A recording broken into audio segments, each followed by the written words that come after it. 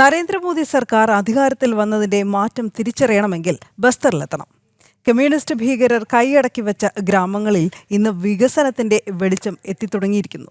സ്വാതന്ത്ര്യത്തിനും 78 വർഷങ്ങൾക്കിപ്പുറം ആദ്യമായാണ് ഈ മേഖലകളിൽ റോഡും പാലവും വൈദ്യുതിയും ശുദ്ധജലവും ഒക്കെ എത്തുന്നത്. ഒരു കാലത്ത് കമ്മ്യൂണിസ്റ്റ് ഭീകരരുടെ രാക്ഷസൻ കോട്ടയായിരുന്നു ദന്തേവാഡ, ബസ്തർ, സുഗമ അടക്കമുള്ള വനമേഖല. എന്നാൽ ആദിവാസി ഗ്രാമങ്ങളിലേക്കിന്ന് വികസനത്തിന്റെ കാറ്റ് വീശിക്കഴിഞ്ഞു. ആ മാറ്റങ്ങളിലേക്കാണ് ജനം TV നിങ്ങളെ കൊണ്ടുപോകുന്നത്.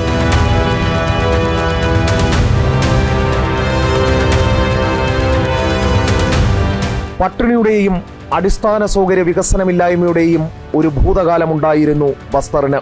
ഒരു മനുഷ്യന് ജീവിക്കാൻ അത്യാവശ്യം വേണ്ട ഒന്നും ബസ്തറിലെ ആദിവാസി ജനതയ്ക്ക് കിട്ടിയതുമില്ല.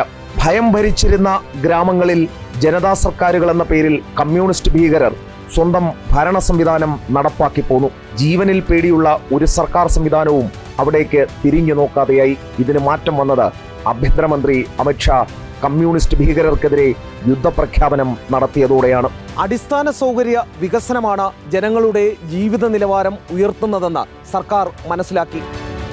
അബൂജ്മത് പോലെയുള്ള ഗ്രാമങ്ങളെ മുഖ്യധാരയുമായി റോഡിലൂടെയും പാലങ്ങളിലൂടെയും ബന്ധിപ്പിച്ചു. ഇതോടെ വികസനത്തിൻ്റെ വെള്ളി വെളിച്ചം ഈ മാവോയിസ്റ്റ് ബാധിത ഗ്രാമങ്ങളിലേക്കും എത്തി. ഗ്രാമങ്ങളിൽ എത്തിച്ചേരാൻ സംവിധാനമില്ലാത്തതായിരുന്നു വികസനത്തിന് തടസ്സമായി നിന്നത്. സർക്കാർ ആദ്യം ചെയ്തത് എല്ലാ ആദിവാസി ഗ്രാമങ്ങളെയും ബന്ധിപ്പിക്കാൻ പാലങ്ങളും റോഡുകളും നിർമ്മിക്കുക എന്നതായിരുന്നു. ഇന്ദ്രാവതി നദിക്ക് കുറുകെ കൂറ്റൻ പാലം പണിതു. പ്രധാനമന്ത്രി ഗ്രാമീണ സഡക് യോജനയിലൂടെ റോഡുകൾ പണിത് ആദിവാസി ഗ്രാമങ്ങളെ പട്ടണങ്ങളുമായി ബന്ധിപ്പിച്ചു. വികസനത്തിന് വഴിമുടക്കാൻ കമ്മ്യൂണിസ്റ്റ് ഭീകരർ അഴിച്ചുവിട്ട ആക്രമണങ്ങളെ സർക്കാർ സധൈര്യം നേരിട്ടു. പിന്നെ കണ്ടത് 4-5 വർഷം കൊണ്ട് ബസ്തറിന്റെ മുഖം മാറുന്നതാണ്.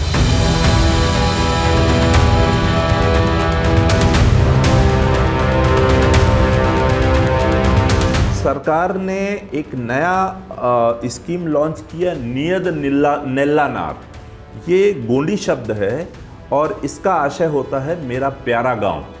तो उसको लेकर के सरकार ने उस स्कीम के तहत अंदरूनी इलाकों में डेवलपमेंट के भी काम किए।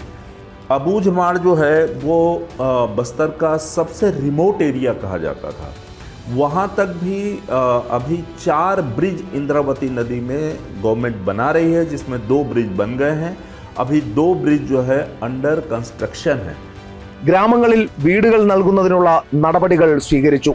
ജൽ ജീവൻ മിഷനിലൂടെ കുടിവെള്ള കണക്ഷൻ നൽകി. വൈദ്യുതി ലൈനുകൾ വലിച്ചു. തടസ്സമുള്ളിടത്ത് സോളാർ പാനലുകൾ സ്ഥാപിച്ചു. റേഷൻ കടകളെത്തി.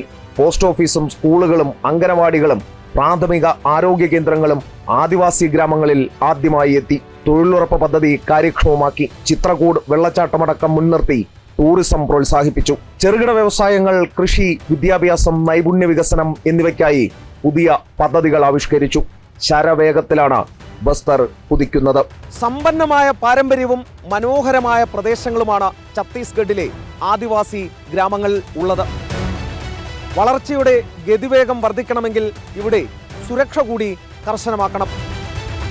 അങ്ങനെയെങ്കിൽ ഇന്ത്യ പൂർണ്ണമായും ഇവിടേക്ക് ഒഴുകിയെത്തുന്ന കാലം വിദൂരമല്ല. ക്യാമറമാൻ ഉണ്ണി കെ വാര്യർക്കൊപ്പം എസ് ശ്രീകാന്ത്, ജനം, ഛത്തീസ്ഗഡ്.